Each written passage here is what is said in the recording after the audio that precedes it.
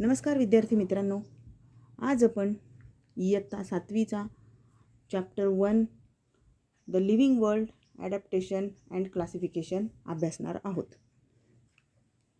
The living world म्हणजेच काय? सजीव सृष्टी. लिव्हिंगचा अर्थ काय होतो? सजीव. सजीव सृष्टी. सजीव सृष्टीमधील आपल्याला काय अभ्यासायचं आहे? Adaptation and classification. ॲडॅप्टेशन याचा अर्थ होतो अनुकूलन आणि क्लासिफिकेशन म्हणजे वर्गीकरण. तर अनुकूलन म्हणजे काय? सध्या आता पावसाळ्याचा सीझन आहे. तर पावसाळ्यापासून आपल्या शरीराला वाचवण्यासाठी आपण काय करतो? रेनकोटचा वापर करतो, छत्रीचा वापर करतो. म्हणजे आपण त्या वातावरणाशी ॲडॅप्ट होतो, म्हणजे अनुकूल होत असतो. तर हे वेगवेगळ्या प्राण्यांचं आणि वनस्पतींचं आपल्याला ॲडॅप्टेशन अभ्यासायचं आहे. त्याचप्रमाणे क्लासिफिकेशन. आता जगामध्ये खूप डायव्हर्सिटी आहे प्लांट्स आणि ॲनिमल्समध्ये. तर विविधता आहे. ही विविधता आपल्याला जाणून घ्यायची आहे. तर त्यासाठी आता काही प्राणी अगदी सारखे असतात, एकाच गटातले असतात, जसे की कुत्र्याचे आता भरपूर प्रकार असतात. तर त्यामध्ये त्यांचं वर्गीकरण करणं आवश्यक असतं, की जसे त्यांचे वेगवेगळे नावं असतात त्याप्रमाणे. म्हणून वर्गीकरण करणं आवश्यक असतं. In what different ways is the diversity in living things seen. सजीवांमधील विविधता कोणकोणत्या बाबींमुळे लक्षात येते? तर सजीवांमधली विविधता ही त्यांच्यामध्ये असणाऱ्या शेप, साईज, कलर आणि त्यांच्यामधले डिफरंट स्ट्रक्चर, बॉडी स्ट्रक्चर यामुळे आपल्याला त्यांच्यामधली विविधता ही दिसून येत असते. जसं की फॉर एक्झाम्पल मी आताच तुम्हाला सांगितलं की डॉग्स. तर डॉग्सचे भरपूर प्रकार आहेत. पॉमेरियन आहे, बुलडॉग आहेत, भरपूर प्रकार आहेत. तर वेगवेगळी त्यांची बघा रचना वेगळी असते, त्यांची बॉडीची स्ट्रक्चर वेगळं असतं, रचना वेगळी असते, कलर वेगळे असतात आणि त्यांचा शेपसुद्धा वेगळा असतो. तर ह्या बाबीमुळे आपल्याला त्यांची विविधता ही दिसून येत असते. A great variety of plants is found on the earth. Some plants have colourful flowers. Some plants grow in water whereas some are to be found in desert which have a scarcity of water. Scarcity म्हणजेच काय? पाण्याची कमतरता. आता अर्थ म्हणजे पृथ्वीवर खूप प्लांटची व्हरायटी दिसून येते, खूप वेगवेगळी विविधता दिसून येते. काही ज्या वनस्पती आहेत त्या विविध रंगाच्या आहेत, त्यांना विविध रंगाचे फुलं आहेत. काही वनस्पती पाण्यात आढळतात, तर काही जिथे पाण्याची कमतरता, स्कॅरसिटी ऑफ वॉटर म्हणजे पाण्याची कमतरता आहे, म्हणजे डेझर्टमध्ये काही वनस्पती या आढळून येतात. Some plants are found only in snowy region. काही ज्या वनस्पती आहे त्या फक्त बर्फाळ प्रदेशात आढळून येतात. Some plants cannot be seen without a microscope whereas some are huge in size. तर काही ज्या वनस्पती आहे त्या आपल्याला मायक्रोस्कोपशिवाय म्हणजे सूक्ष्मदर्शकाशिवाय दिसत नाही. आणि काही ज्या आहेत फॉर एक्झाम्पल मायक्रोस्कोपने आपल्याला दिसतात ते सर्व काय आहे? युनिसेल्युलर ॲनिमल्स म्हणजे एकपेशीय, जसे की अमिबा, पॅरामेशियम यासारखे. And whereas some are huge in size. आणि काही जे प्राणी आहेत ते मोठ्या आकाराचे आहेत.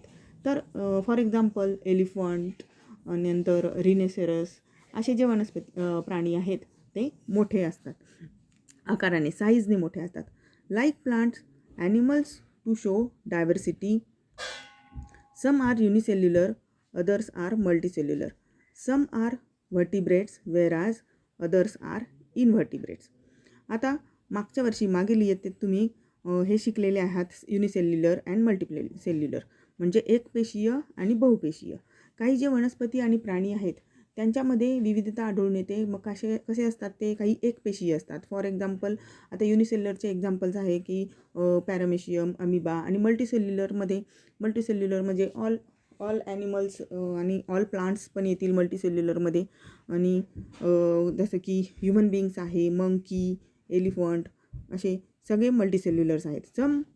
Some are vertebrates where others are invertebrates. काही पृष्ठवंशी असतात तर काही अपृष्ठवंशी असतात. पृष्ठवंशीय म्हणजे काय? व्हर्टिब्रेट्स म्हणजे ज्यांना व्हर्टिब्रल कॉलम आहे असे ॲनिमल्स. ज्या प्राण्यांमध्ये व्हर्टिब्रल कॉलम दिसून येतो असे ते प्राणी कसे झाले? व्हर्टिब्रेट्स. तर त्याचे एक्झाम्पल्स मंकी, नंतर झेब्रा, डॉग, कॅट यांच्यामध्ये व्हर्टिब्रल कॉलम असतो. आणि इनव्हर्टिब्रेट्स म्हणजे ज्यांच्यामध्ये व्हर्टिब्रल कॉलम नसतो. फॉर एक्झाम्पल अर्थवर्म आहे, स्नेल आहे. This world is full of variety of animals. आणि ह्या वर्ल्डमध्ये जगामध्ये खूप विविधता, प्राण्यांची खूप विविधता दिसून येते. जसे की ॲक्वॅटिक म्हणजे जलचर, म्हणजे पाण्यामध्ये राहणारे प्राणी. फॉर एक्झाम्पल पाण्यामध्ये राहणारे कोणते असतात? स्नेक असतात, फ्रॉग असतो, नंतर स्टारफिश, ऑल सर्व प्रकारचे फिश. टेरेस्टेरियल म्हणजे भूचर म्हणजे जमिनीवर राहणारे प्राणी, याचे एक्झाम्पल तुम्हाला येतातच. नंतर ॲम्फिबियन म्हणजे उभयचर, जे जमिनीत पण राहतात, जमिनीवर पण राहतात आणि पाण्यात पण राहतात, ते झाले ॲम्फिबियन्स. आणि रेप्टिलियन्स म्हणजे सरपटणारे. रेप्टिलियन्स म्हणजे सरपटणारे प्राणी, जसे की स्नेक, स्नेक यासारखे. नंतर एरियल्स म्हणजे नभचर, म्हणजे आकाशात उडणारे, म्हणजे बर्ड्स. आता ह्या सर्वांचे तुम्ही गृहपाठामध्ये यांचे सर्वांचे तुम्ही एक्झाम्पल्स लिहायचे आहे. व्हर्टिब्रेट्स, इनव्हर्टिब्रेट्स, युनिसेल्युलर, मल्टीसेल्युलर, आणि हे सर्व जे आहेत त्यांचे तुम्ही 2 एक्झाम्पल्स लिहायचे. These observation give rise to the question, how did this great variety come into being? आणि मग हे सर्व निरीक्षण केलं तर आपल्याला असा प्रश्न पडतो की सजीवांमध्ये एवढी विविधता कशामुळे निर्माण झाली असेल? तर ही विविधता सजीवांमध्ये त्यांच्या ॲडॅप्टेशनमुळे निर्माण झाली आहे. Are the plants and animal from Kashmir and Rajasthan of same type? Kashmir आणि राजस्थान या प्रदेशात आढळणारे प्राणी व वनस्पती एकाच प्रकारचे आहेत का? Can you elaborate on any differences between the two? आणि त्यांच्यामध्ये तुम्हाला काही फरक दिसू शकतो का? त्यांच्यामधला तुम्ही फरक काही कोणता सांगू शकाल का? तर बघा, खाली आपल्याला एक्झाम्पल दिलेलं आहे. Coniferous trees like pine and deodar flourish in snowy region like Kashmir. काश्मीरसारख्या हिमप्रदेशात देवदार, पाईन यासारखे कॉनिफेरस ट्रीज आढळून येतात. कॉनिफेरस म्हणजे सुचिपर्णी. सुचीचा अर्थ काय होतो? सुई. म्हणजे ज्या वनस्पतींच्या पानांचा टोक हे सुईसारखं आहे, असे वनस्पती काश्मीर या अशा हिमाचल प्रदेशात, हिमप्रदेशात आढळून येतात. आणि राजस्थानमध्ये, however in the desert of Rajasthan plants like cactus and acacia are to be found. आणि त्याचप्रमाणे मग डेझर्टमध्ये, राजस्थानमध्ये कोणत्या वनस्पती आढळून येतात? कॅक्टस म्हणजे बाभूळ, निवडुंग, बबूल. ॲकॅशिया हे त्याचं सायंटिफिक नेम आहे, बाभूळचं. Are to be found in Rajasthan. The camel, a desert animal, is not found in Kashmir. पण कॅमल हा आपल्याला काश्मीरमध्ये आढळून येत नाही. वाय? बिकॉज इट इज त्याची स्किन कशी आहे? It has thick skin but not fur on the skin. पण स्नोई रिजनमध्ये राहणाऱ्या प्राण्यांच्या अंगावर काय असतं? फर असतं, की जे त्यांना बर्फापासून त्यांचं संरक्षण करतात. म्हणून कॅमलसारखे प्राणी हे स्नोई रिजनमध्ये आढळून येत नाही. आता ॲडॅप्टेशनची डेफिनेशन आपल्याला जाणून घ्यायची आहे, सर्वात महत्त्वाची आहे. ॲडॅप्टेशन म्हणजे अनुकूलन. व्यवस्थित लक्ष द्यायचं आहे. ॲडॅप्टेशन म्हणजे अनुकूलन, आणि त्याची डेफिनेशनसुद्धा व्यवस्थित समजून घ्यायची आहे. Gradual changes occur in the body parts and also in the behaviour of organism which help them to adjust to their surroundings. Such changes are called adaptation. म्हणजेच काय, की प्रत्येक सजीव हा त्या परिस्थितीत, त्या वातावरणात राहण्यासाठी स्वतःच्या शरीरामध्ये काही बदल घडवून आणतो, शरीराच्या अवयवांमध्ये काही बदल घडवून आणतो, आणि त्याच्या जगण्याच्या पद्धतीमध्ये तसा जो बदल, त्याच्या जीवन जगण्याच्या पद्धतीमध्ये हा जो बदल घडून येतो त्यालाच ॲडॅप्टेशन म्हणजे अनुकूलन असे म्हणतात. They take place over a long period of time. आणि हा झालेला जो बदल आहे तो खूप काळासाठी टिकून राहत असतो. फॉर एक्झाम्पल, मी आत्ताच तुम्हाला सांगितलं की स्नोई रिजनमध्ये ॲनिमल्स जे राहतात, स्नोई रिजनमध्ये आढळणारे ॲनिमल्स कोणते आहेत? याक. आता याला स्नोई रिजनमध्ये राहण्यासाठी त्याच्या अंगावर काय असतं? त्याची स्किन कशी असते? फरी स्किन असते. त्याच्या अंगावर फर असतं, की ज्यामुळे तो स्नोई रिजनपासनं त्याचं संरक्षण होत असतं. त्याचप्रमाणे ॲक्वॅटिक प्लांट्स, पाण्यामध्ये राहणारे जे वनस्पती आहे, त्यांचे पानं कसे असतात? थिन आणि स्लेंडर असतात, रिबिनसारखे शेप असतो त्या पानांचा की ज्यामुळे करंट ऑफ वॉटरमुळे ते तुटत नाही. असे ॲडॅप्टेशन काही प्लांट्समध्ये आणि ॲनिमल्समध्ये त्या वातावरणाशी जुळवून घेण्यासाठी त्यांनी स्वतःमध्ये असे चेंजेस करून घेतलेले असतात आणि हे जे चेंजेस केलेले असतात ते कायमस्वरूपी राहतात त्या प्राणी किंवा वनस्पतींमध्ये. यालाच काय म्हणतात? ॲडॅप्टेशन. आता पहिले आपण बघणार आहोत ॲडॅप्टेशन इन प्लांट्स. आता हा जो चार्ट दिलेला आहे तो तुम्ही तुमच्या पुस्तकामध्ये पेन्सिलीने लिहून घ्यायचा आहे. Adaptation in plants, observe and complete the chart. याचं निरीक्षण करायचं आहे आणि हा चार्ट तुम्ही कम्प्लीट करायचा आहे. आता याचे काही आपल्याला एक्झाम्पल्स दिलेले आहे की ॲडॅप्टेशन कोणत्या प्लांट्समध्ये झालेलं आहे. प्लांटचे एक्झाम्पल आहेत बघा.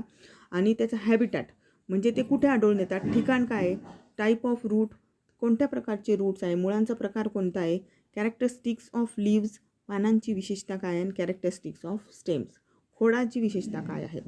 फर्स्ट एक्झाम्पल आहे लोटस. लोटसचं हॅबिटॅट आहे. कुठे आढळून येतो लोटस म्हणजे कमळ हे पाण्यात आढळून येतं. आणि टाईप ऑफ रूट फायब्रस म्हणजे तंतुमय मुळं आहेत. आणि कॅरेक्टरिस्टिक्स ऑफ लीव्ज, त्यांच्या पानांची विशेषता काय आहे. The leaves are large and round with waxy layer. Large आणि राऊंड मोठे असतात आणि थोडे गोलाकार त्यांचा शेप असतो आणि व्हॅक्सी लेअर असते त्याच्यावर म्हणजे मेणाचा थर असतो. आणि स्टेम कसं असतं, हॉलो अँड फ्लेक्झिबल म्हणजे लवचिक असतं आणि हॉलो म्हणजे पोकळ असतं. आता दुसरं एक्झाम्पल जे आहे कॅक्टस, हे आता तुम्ही लिहून घ्यायचं आहे पुस्तकामध्ये.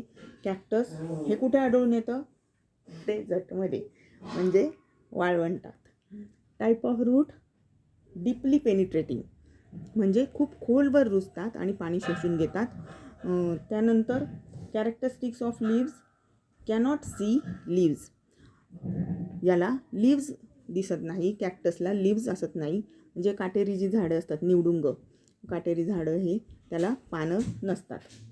कॅरेक्टरिस्टिक्स ऑफ स्टेम, आणि त्यांचं स्टेम कसं असतं, थिक फ्लेशी आणि ग्रीन स्टेम असतं. थिक म्हणजे जाड असतं आणि ग्रीन हिरव्या रंगाचं त्यांचं खोड असतं.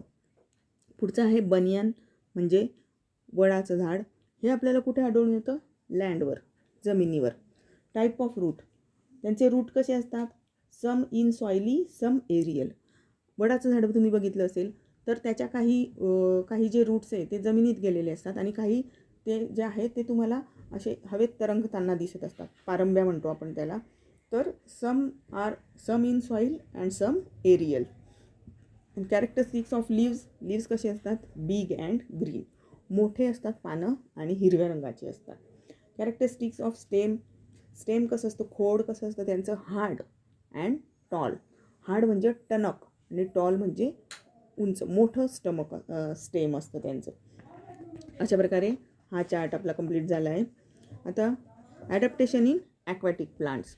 आपण वनस्पतींमधलं ॲडॅप्टेशन बघतो आहे. वनस्पतींमधले कोणते वनस्पती बघतोय आपण, आता पाण्यात आढळणाऱ्या वनस्पती. तर पाण्यात आढळणारे जी वनस्पती आहे त्यांचं आपण ॲडॅप्टेशन बघणार आहोत. सम of the aquatic plants are firmly rooted in the soil at the bottom of the water bodies. Their stems are submerged. आता काही जे जलचर वनस्पती आहेत तर त्यांच्या वनस्पतींची मुळं तळाशी म्हणजे पाण्यात तळाशी अगदी खोलवर रुतलेली असतात, मातीमध्ये घट्ट रुतलेली असतात. परंतु त्यांची खोडे हे पाण्यात बुडालेली, तर पाने आणि फुलं हे वरण तरंगलेली असतात. Their stems are submerge while leaves and flowers float on the surface. Submerge म्हणजे सबमरीन तुम्ही ऐकलं असेल, सबमरीन जी पाण्यात बुडते ती. तर तसं सबमर्ज म्हणजे त्यांचं स्टेम हे पाण्यात बुडालेलं असतं. But leaves and flowers float म्हणजे तरंगणे, पण त्यांचे फुलं आणि पानं हे पाण्यावर तरंगताना दिसून येतात. However some plants are entirely afloat. Their roots are not अँकर इन द सॉईल. पण काही जे प्लांट्स आहे त्यांचे मुळं जे आहेत ते पाण्यात वनस्पती आणि ते मुळांसहित पाण्यावर तरंगताना दिसून येतात. The surface of leaves and stems of many aquatic plants are covered with a waxy layer. आणि हे जे ॲक्वॅटिक प्लांट्स आहे त्यांच्या स्टेम आणि लीव्जवर जर तुम्ही बघाल तर त्यावर एक व्हॅक्सी लेअर दिसून येते. व्हॅक्सी लेअर म्हणजे मेणाचा थर दिसून येतो. Leaves of some aquatic plants are thin and slender like a ribbon. आता लीव्ज बघा, हे इथे लीव्ज दाखवलेले आहेत. हे बा स्लेंडर लाईक लीव्ज आहेत. जे ॲक्वॅटिक प्लांट्स आहे त्यांचे स्लेंडर्स अगदी रिबिनसारखे अगदी पातळ असे लीव्ज आहेत. आणि this shape help them to withstand fast current of water. आणि मग असा शेप काय आहे, जर हे लीव्ज अतिशय असे रूट्स या मोठ्या ट्रीसारखे असते तर current of flow of water जर आला असता, म्हणजे मोठा पाण्याचा प्रवाह आला तर हे झाड एकदम कोलमडून जाईल. परंतु हे जे थिन लाईक रिबिनचे जे लीव्ज आहेत तर यांचा काय होईल, जरी फास्ट फ्लो आला, पाण्याचं करंट फ्लो जर फास्ट आला तरीसुद्धा ते वाकून जातील पण तुटणार नाही. म्हणून त्या पानांचा शेप तसा झालेला असतो. This shape helps them to withstand fast current of water. आणि हाच शेप त्यांना पाण्यात उभं राहण्यासाठी, टिकून राहण्यासाठी मदत करतो. एअर स्पेसेस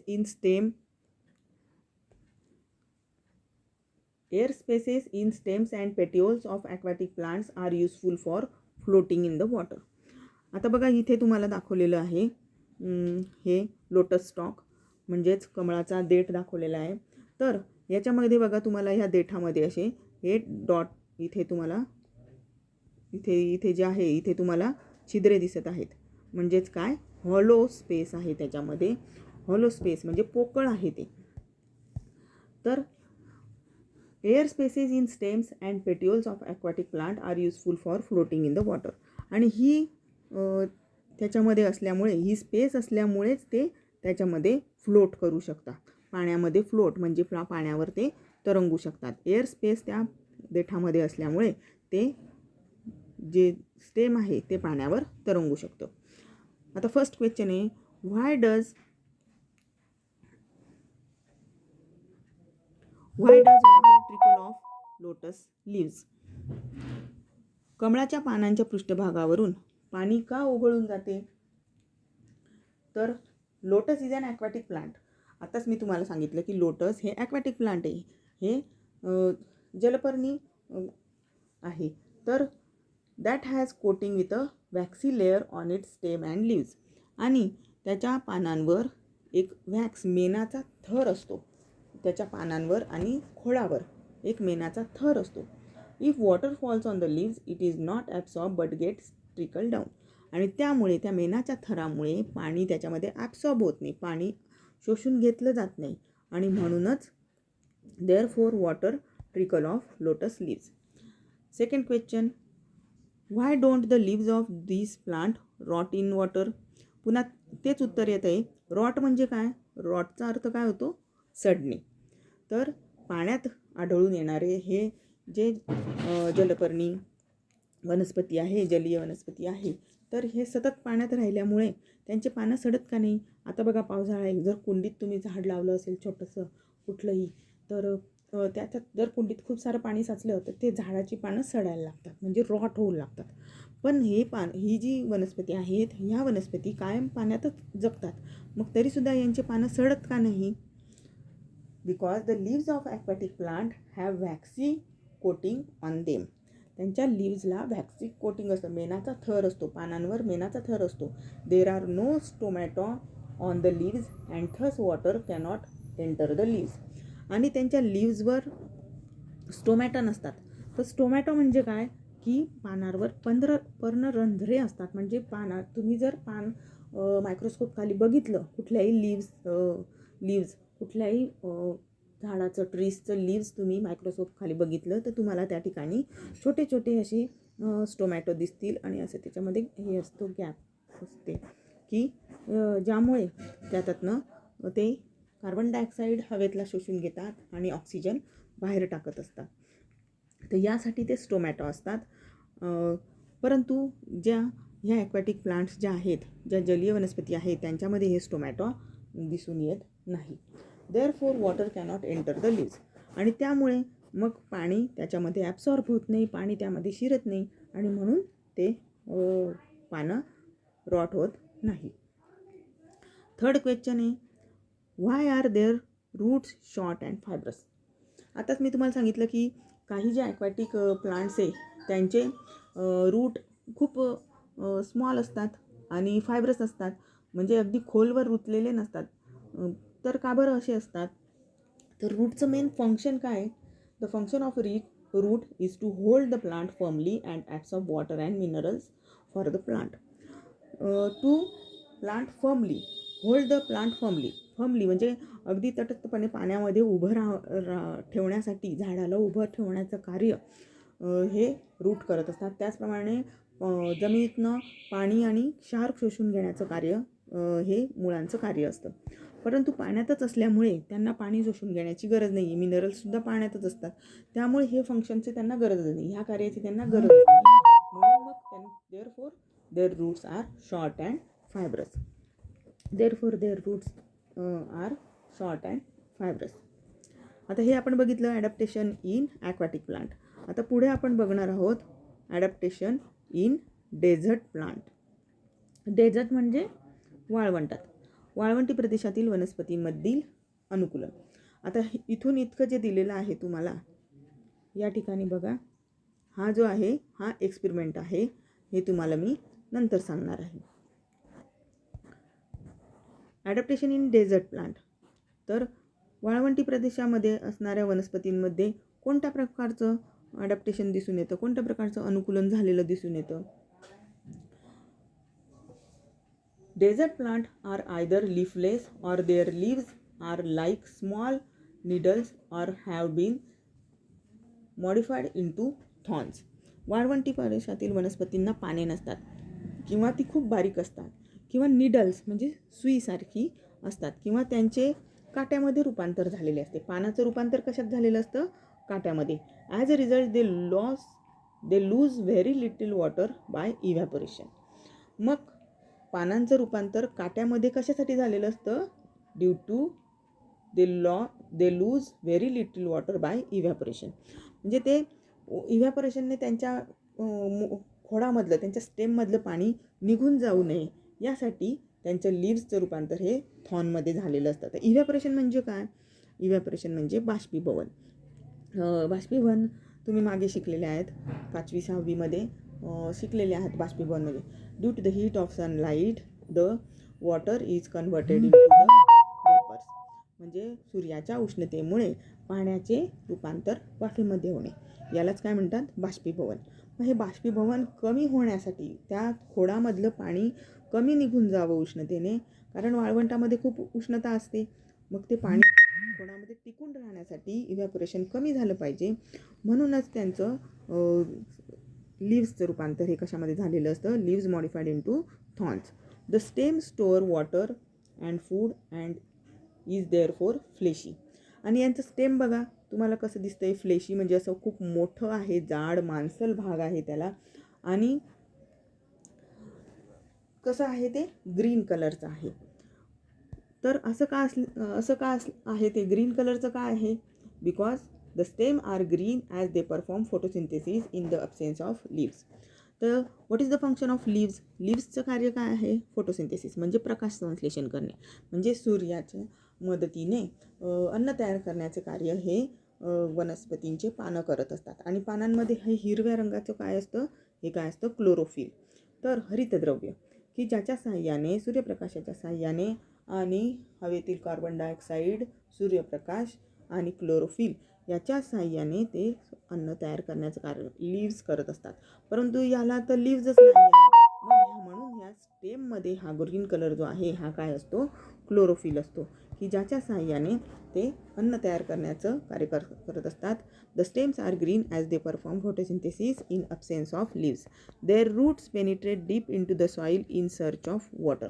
आणि त्यांचे रूट जे असतात ते खूप penetrate deep into the soil, खूप खोल रूट गेलेले असतात. कशासाठी? इन सर्च ऑफ वॉटर, पाण्याच्या शोधामध्ये. वाळवंटामध्ये पाणीच नसतं बघा, पूर्ण सगळीकडे वाळू पसरलेली असते, म्हणून ते जिथे पाणी मिळेल त्या बाजूने ते मुळं वाढत जातात, खोल रुतलेली असतात. There is a thick layer of waxy substance on the stem of this plant too. आणि त्यांच्या प्लांटच्या स्टेमवर सुद्धा तुम्हाला एक व्हॅक्सी लेअर आढळून येते. आज आपण इथेच थांबत आहोत. पुढचा भाग नंतर बघू.